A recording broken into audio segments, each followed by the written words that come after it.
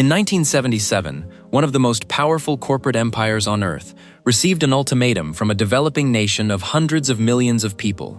Hand over your top-secret formula, dilute your equity, or get out.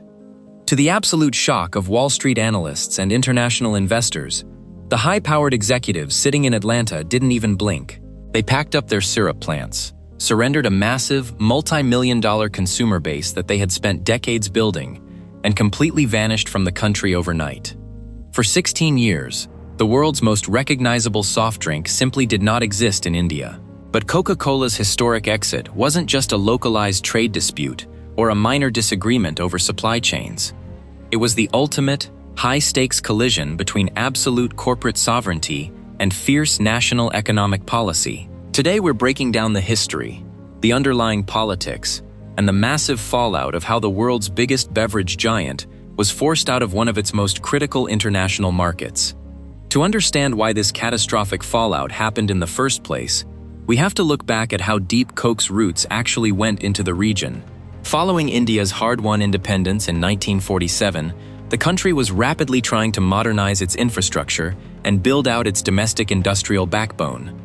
American multinational corporations quickly realized that this was a staggering demographic goldmine, a massive population of hundreds of millions of people, slowly transitioning into a consumer economy with disposable income. Coca-Cola entered the market with full force, establishing local bottling plants, setting up intricate supply chains, and quickly dominating the urban beverage landscape. By the late 1960s and early 1970s, Coke had virtually zero serious domestic competition. It wasn't just a drink anymore. It was an American cultural export embedded directly into Indian social life, cinema, and sports leagues. But this rapid, unchecked expansion was about to crash directly into a massive, uncompromising political shift taking place in New Delhi.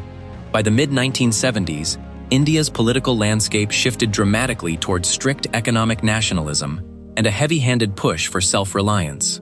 The government enacted a landmark, sweeping piece of legislation known as the Foreign Exchange Regulation Act, or FERA, of 1973. Under these new, highly restrictive rules, foreign companies operating within India were legally required to dilute their equity holdings down to a maximum of 40% in favor of local Indian shareholders. Furthermore, foreign firms that utilized highly specialized, patented, or secret technology were fully expected to share that technical know-how locally if they wanted to maintain any semblance of majority ownership or special operating privileges. For Coca-Cola, this law presented an immediate, existential threat to their global business model. The company's entire corporate mythology was built around the absolute secrecy of the merchandise 7X formula, the mysterious, tightly guarded proprietary blend of ingredients that gave Coke its iconic signature taste.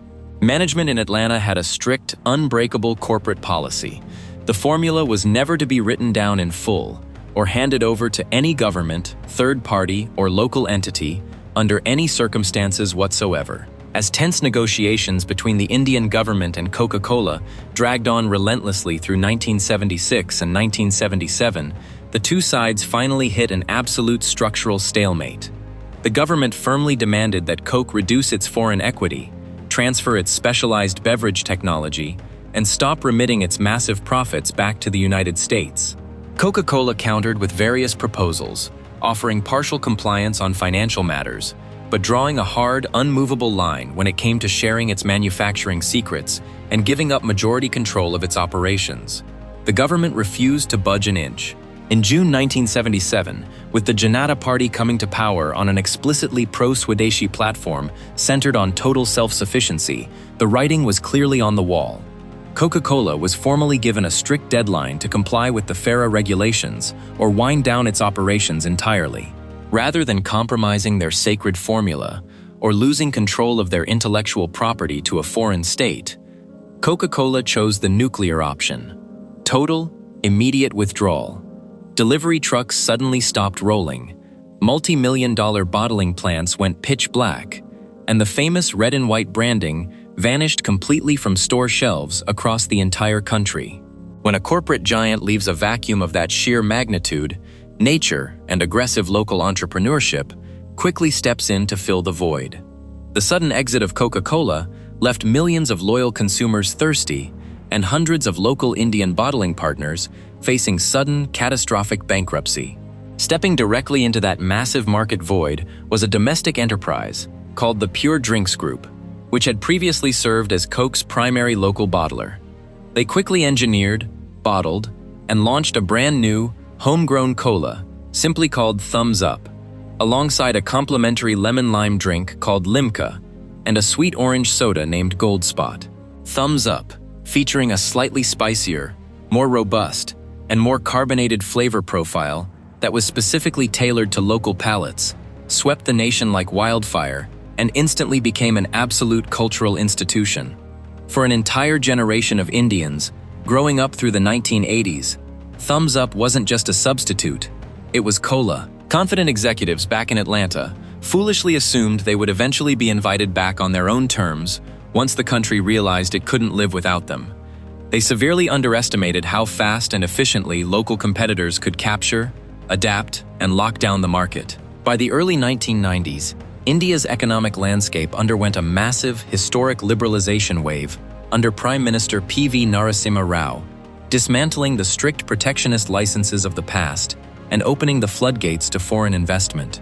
Recognizing with horror that they had completely missed out on a massive, booming economic expansion that had transformed the middle class, Coca-Cola applied to re-enter the Indian market in 1993.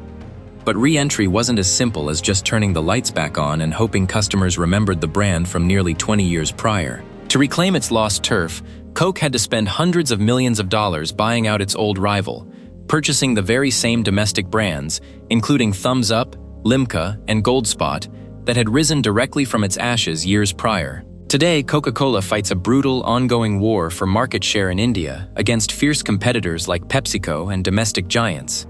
But it does so under a completely different playbook, frequently relying on the very local brands it accidentally created just to survive and capture consumer loyalty. When you zoom out and look at the broader sweep of global corporate history, the story of Coca-Cola in India remains one of the most fascinating and instructive case studies ever recorded. It serves as a stark, unforgettable reminder that no matter how large a multinational empire scales, or how powerful its global marketing machine might be, local sovereignty, strict regulatory walls, and deep-seated cultural pride can bring it to a grinding halt overnight. It proves that physical infrastructure and brand legacy can be rebuilt, but intellectual property and corporate pride form a line that executive boards are rarely willing to cross, even if it costs them a subcontinent. Why do you think Coca-Cola stood its ground so fiercely on the secret formula, even if it meant sacrificing billions of dollars in international market share for nearly 2 decades? Let us know your thoughts in the comments below. If you enjoyed this deep dive corporate case study, don't forget to like, subscribe to Faulty Blueprint, and turn on notifications so you never miss an episode. Thanks for watching, and stay analytical.